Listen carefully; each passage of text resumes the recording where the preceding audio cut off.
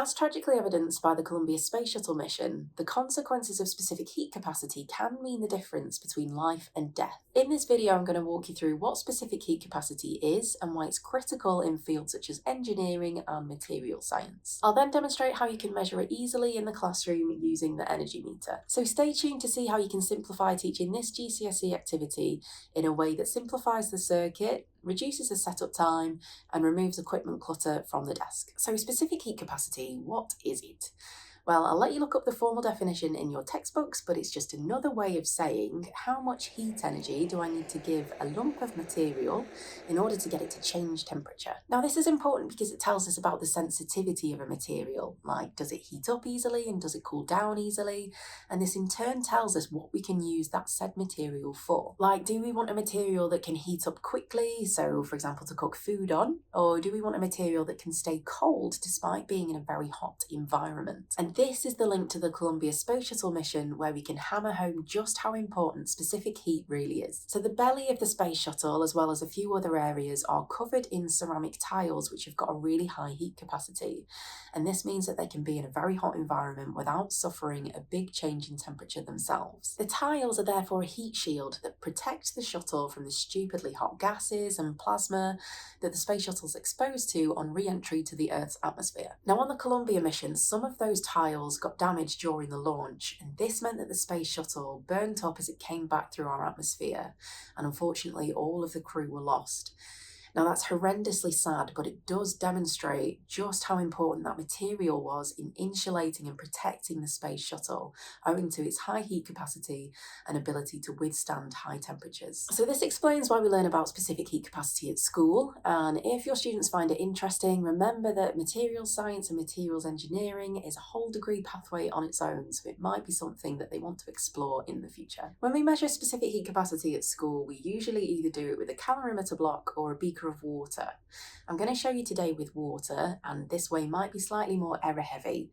But what is science without errors? We'll talk through them afterwards, and let me show you what equipment you're going to need. So first off, we've got the energy meter. Now this is going to replace 4 pieces of equipment in the experiment. So it's going to be your voltmeter, your ammeter, your stopwatch, and your thermometer. This means that we're going to have less equipment on the desk, and you don't have to dart around quickly trying to take measurements from 4 different instruments. You can just take everything that you need from this one screen. You can also see that there's input and output sockets on the device, meaning that it's super easy to attach into a circuit, and it's obvious which bit goes where. For the output side, we are going to need something called an immersion heater, which sounds like it means business, but it's just going to be our way of delivering heat to our sample.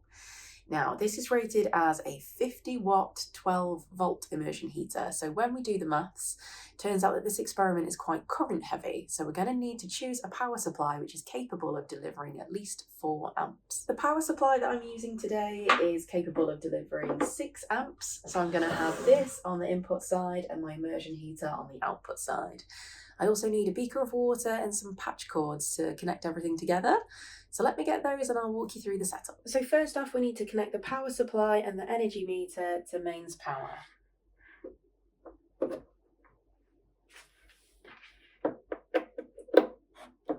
Now you should be able to see that the screen on the energy meter has lit up, so let's take a closer look and see what it's displaying. So on the front of the unit we can see that we've got readouts for voltage in volts, for current in amps, for power in watts, and this is our time readout. So we've got like hours, minutes, so at 1 minute it would read 00.01. In the bottom right we've got watt hours, which is a measure of energy, and we can convert that into SI units, into joules, using this conversion factor. So just times that value by 3600. And then in the bottom left we've got dash dash. So this is where our temperature reading would be if we had our thermometer plugged in. So if we plug in the thermometer probe, one comes free with every energy meter, we can see that the temperature probe is reading 21 degrees C, and that is our ambient room temperature. Now let's connect the PSU to the energy meter. So I need to go in the DC output and go negative to negative and positive to positive. Then on the other side you'll see that the immersion heater has got these female 4mm connectors, so we can get some more patch cords and just tag these between the output on the energy meter. That's our equipment set up. Let's go and get a beaker of water. I have a 600 ml beaker and I want to make sure that I'm measuring the mass of the water and not the water and the beaker. So I'll put the beaker on the balance, and this is how much the beaker weighs. We want to write this number down just in case it becomes important when we start thinking about errors. But if we tear it off and take it to 0, now we can fill the beaker up full of water. So I've filled up the beaker and we can see that the mass of the water is 519.91 grams. So we need to write this down because we'll use it for our calculations later. Back with the rest of the equipment, I've put a heat-proof mat on the table for the beaker to sit on. And I have made a cardboard hat for the beaker with a big hole and a little hole. So the big hole is for the immersion heater and the little hole is for the thermometer. Because I want to get a good length of this immersion heater in the water, I am just going to tie a rubber band around the top of it. And this will just let me secure it at a height that I want it to be, rather than messing around with a retort stand. So I'll do this. Now we want to make sure that the top of the immersion heater doesn't actually sit in the water. That's important. We need to keep it out. But I just want as much of that in the water as possible, so that we don't waste any energy heating up the top part when it's not actually going into the sample. So this needs to slot in there. And then with the temperature probe, I'm going to put that in the small hole and then sit this inside the beaker. Now I've made that bit a bit too long. I'm just going to put another kink in the wire here and see if that's about right. Perfect. So we just want to make sure that the immersion heater and the probe aren't touching the walls or touching the bottom of the beaker, which they're not. If it's easier, you can tape the thermometer probe in place just to make sure it doesn't wiggle around. But now we are ready to start collecting data. Let me take you over to the whiteboard and just show you everything that we need to write down in a table. This is what we want our table to look like. So we're going to record readings for time, voltage, current, and temperature. We can write down our initial water temperature at 0 minutes, which was 21 degrees C. And then we need to take a data point every minute for about 10 or 15 minutes and record readings for voltage, current, and temperature at each minute. We can then use this table of data to create a graph. Okay, so before we start, let's just check that the energy meter is reading something sensible for the temperature. At the minute it's on 21 degrees C, and this is perfect because my water was kept in as still, so it should be room temperature. Let's just clear off everything from the energy meter just to make sure it's starting from 0. So if we press and hold the menu button for 3 seconds, it will reset. And then we can check that our PSU is set to 12 volts, which it is. And then we can turn it on. And then as soon as this starts kicking out 12 volts, we should see some action on the energy meter.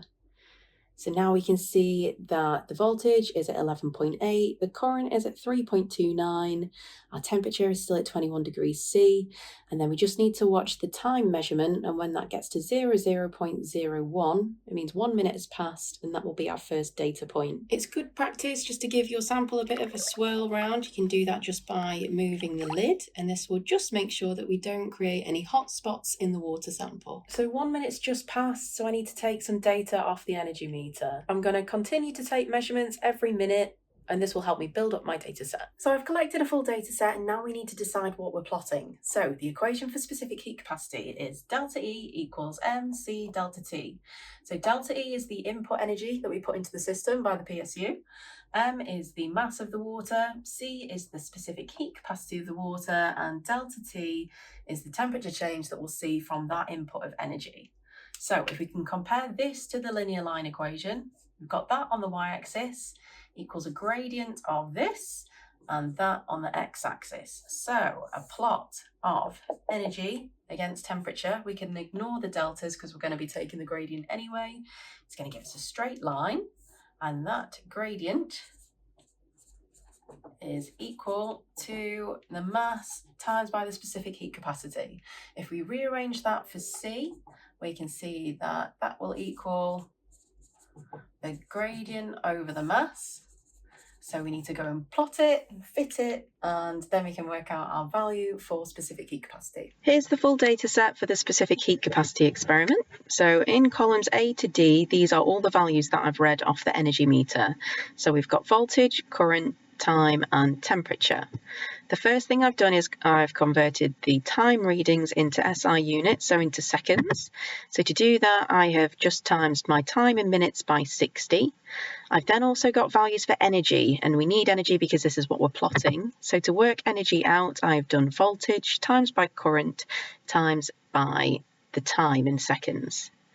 And then just copy all of those formulas down for the full data set. And I've plotted it here, energy on the y-axis against temperature on the x.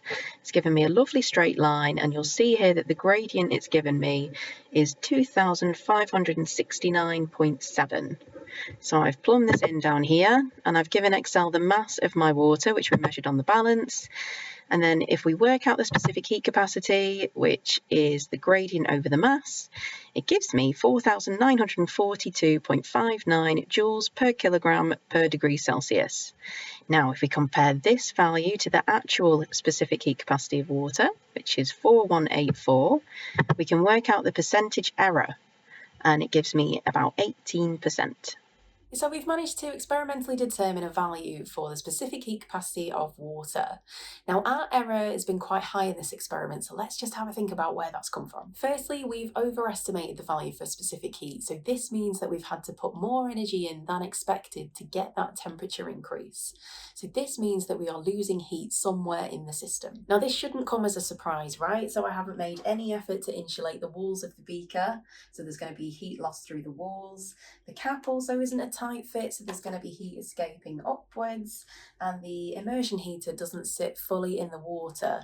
Now remember, it's not meant to, we've got to keep those cables dry and out of the water, so that bit's going to be inevitable. We also have the specific heat capacity of the beaker itself, so the energy that we input into the system isn't solely going to the water, it's also going to the beaker. Now you can look up the specific heat capacity of borosilicate glass on Google, and you can mathematically account for that loss. But just remember that you can't linearly add specific heat capacities together. They need to be weighted by the mass of each component. So this is why I've used a relatively big beaker here, so that the mass of the water is substantially greater than the mass of the beaker.